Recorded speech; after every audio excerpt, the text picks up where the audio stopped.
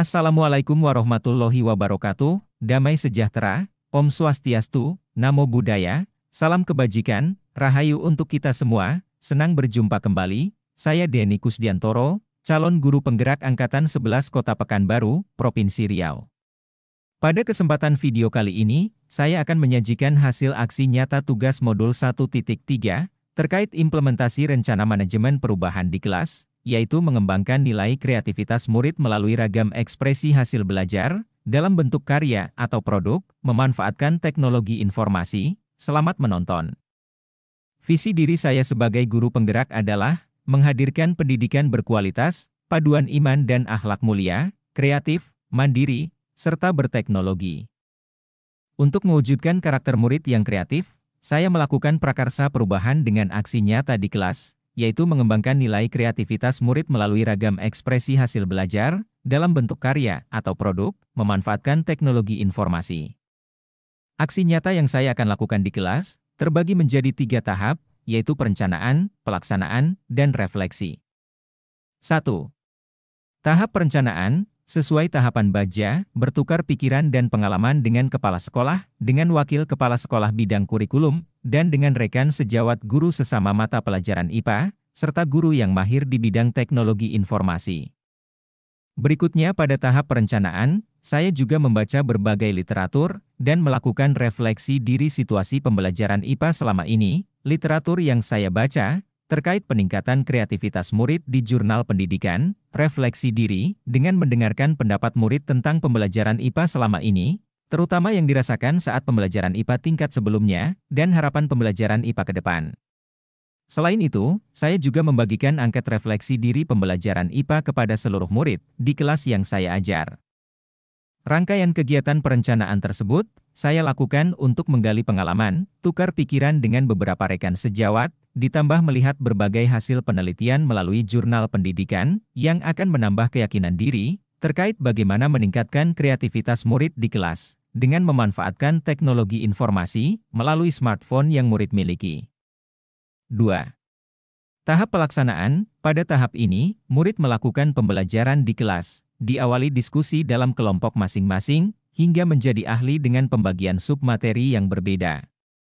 Selanjutnya tiap kelompok mengutus satu anggota ke kelompok tetangga untuk menjelaskan submateri bagiannya dengan beberapa alur. Alur berakhir jika semua kelompok sudah menerima penjelasan submateri yang berbeda dari kelompok lain. Penutup pembelajaran, saya melakukan penguatan materi, refleksi dan penugasan. Di akhir kegiatan penutup, saya menugaskan tiap kelompok untuk berdiskusi kembali di luar jam pelajaran, untuk membuat kreativitas bebas ragam ekspresi hasil belajar hari ini, dalam bentuk karya atau produk, yang memanfaatkan teknologi informasi, melalui beragam aplikasi pada smartphone. Misalnya Canva, CapCut, Artificial Intelligence, dan lain-lain. Pertemuan berikutnya saya mengadakan panen karya kelas, dan terakhir antar kelompok saling bertukar karya atau produk untuk melengkapi materi secara utuh. Berikut, contoh ragam karya atau produk ekspresi hasil belajar murid, memanfaatkan smartphone mereka. Aplikasi Canva dan AI.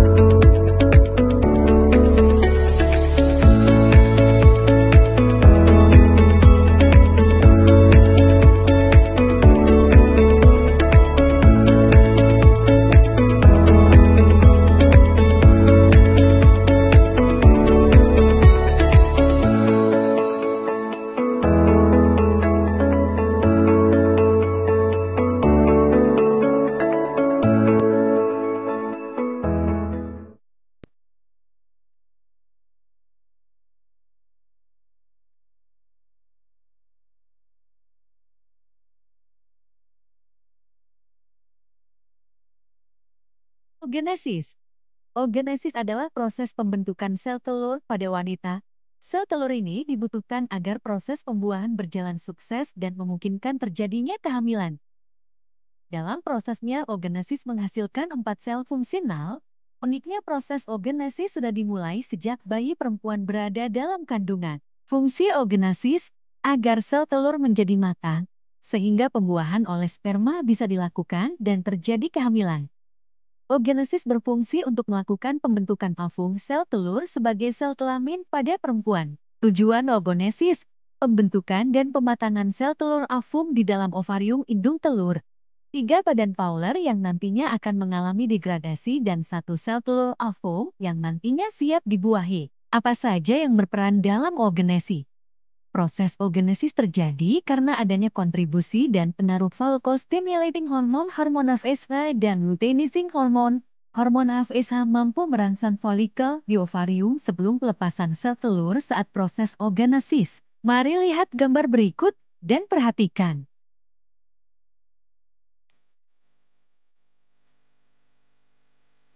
Last, 3 fase oogenesis. 1. Fase penggandaan. 2. Fase perkembangan. 3. Fase pematangan. Terima kasih, dan jangan lupa dipahami ya. Aplikasi Capcut.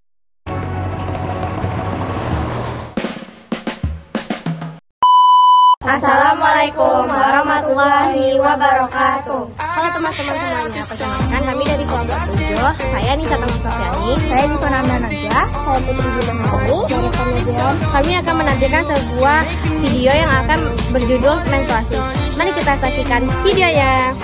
Menstruasi merupakan suatu keadaan keluar darah, embel, dan sel-sel epitel yang menyusun dinding rahim. Organ reproduksi wanita akan memastikan kehamilan setiap bulannya. Dapat ini ditandai dengan terjadinya penebalan pada dinding rahim atau bisa disebut dengan endometrium yang ada pada pembuluh darah. Apabila kehamilan tidak terjadi, endometrium akan luruh dan keluar bersama darah melalui vagina milah yang dikenal sebagai menstruasi. Menstruasi biasanya terjadi lebih cepat atau lambatnya. Namun, siklus menstruasi ini rata-rata dimulai pada usia 12 tahun atau 2-3 tahunan setelah payudara membesar.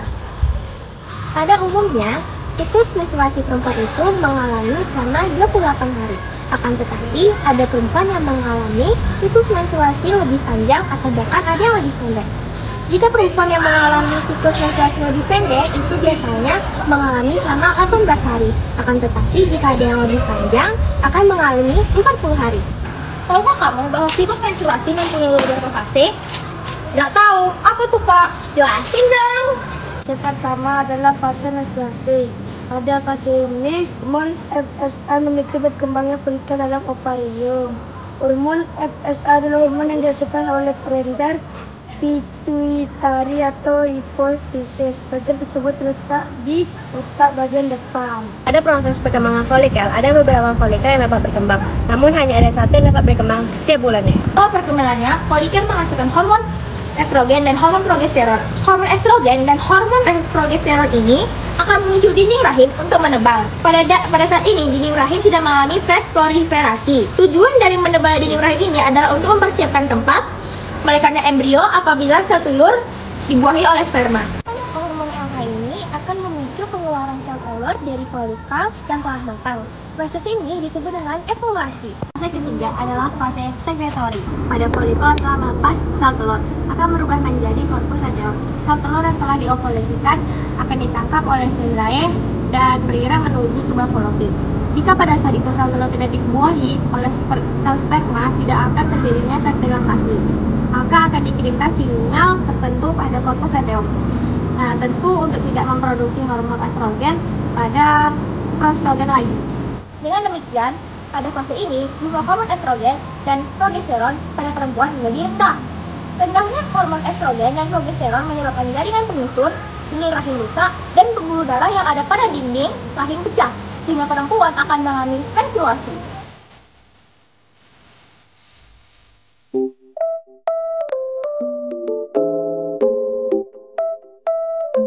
Assalamualaikum warahmatullahi wabarakatuh. Hai guys, perkenalkan kami dari kelompok 8. Kehadiran kami di sini untuk kami akan menjelaskan tentang fertilisasi dan kehamilan. Sebelumnya, perkenalkan nama saya Neva Umairo. Saya Nur Farhana. Saya Alif Rizky. Saya Dinda Hamaulia. Kami akan menjelaskan tentang fertilasi dan kehamilan di video berikutnya. Bye-bye. Kehadiran saya di sini akan menjelaskan tentang pengertian dari fertilisasi. Apakah kalian tahu fertilisasi itu apa? Nah, jadi fertilisasi itu adalah di mana sel sperma laki-laki bertemu dengan sel telur perempuan.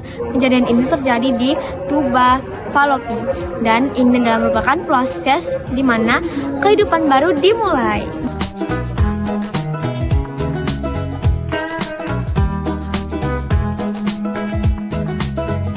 Hai semuanya, tahukah kamu bagaimana proses perjalanan sperma?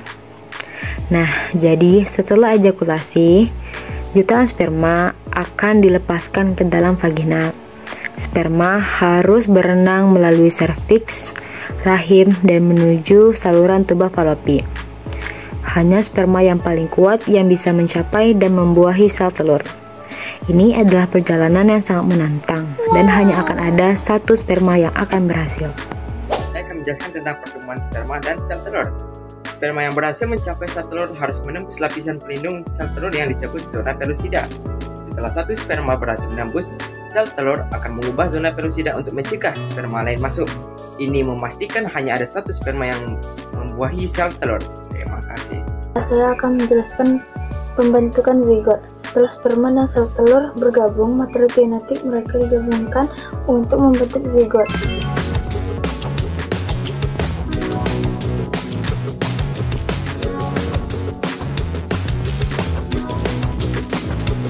Saya akan menjelaskan perjalanan zigot ke rahim. Setelah terbentuk, zigot mulai membelah diri saat bergerak menuju rahim. Proses ini memakan waktu sekitar 3-4 hari. Zigot yang telah membelah menjadi blastokista akan menempel pada dinding rahim dalam proses yang disebut implantasi. Implantasi adalah langkah penting dalam memulai kehamilan.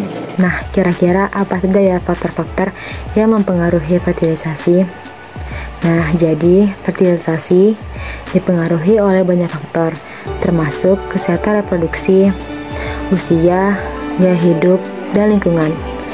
Faktor-faktor seperti stres, pola makan, dan paparan zat berbahaya dapat mempengaruhi kemampuan sperma dan sel telur untuk bertemu dan membentuk zigot. Saya akan membahas tentang pengertian dari kehamilan. Kehamilan itu ketika seorang wanita mengandung selama 9 bulan dan kehamilan itu terjadi ketika sel sperma membuahi sel telur.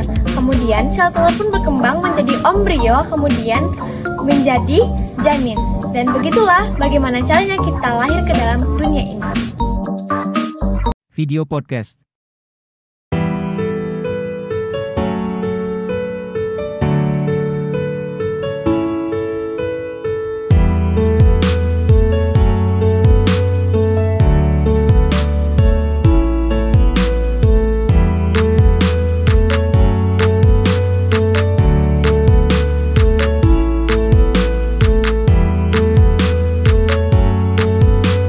Salah satu suasana seru, panen karya kelas. Murid unjuk karya, berbagi cerita ide atau gagasan, dan proses pembuatannya. Besar gitu. Habis itu Syahid sama Juri itu ngatur mejanya itu sampai diputar 5 kali. Karena Rifa tuh masih mikir arah yang bagus di mana. Mereka nggak ada marah sama Rifa sama sekali. So sweet. Jadi pasti dia kayak expect ternyata Rifa bisa gitu loh ngerangkul teman-teman yang awalnya Rifa mikir kayaknya Rifa nggak bisa deh. Soalnya waktu cuma dikasih 2 hari. Anggotanya anggota yang belum pernah Rifa percaya sama sekali, tapi ternyata bisa dipercayai. Masya Allah. 3. Tahap refleksi. Pada tahap ini saya mengambil data kelebihan dan kekurangan konsep penugasan ragam ekspresi hasil belajar, memanfaatkan teknologi informasi melalui pemanfaatan smartphone ini, termasuk perasaan murid, dengan tujuan agar ada perbaikan untuk penerapan selanjutnya. Demikian aksi nyata ini saya buat, semoga dapat meningkatkan kreativitas murid di kelas, hingga terpatri karakter kreatif pada diri murid, sesuai harapan dimensi profil pelajar Pancasila. Terima kasih. Wassalamualaikum warahmatullahi wabarakatuh, damai sejahtera, Om Swastiastu, Namo Buddhaya, salam kebajikan, Rahayu untuk kita semua, tergerak, bergerak, menggerakkan.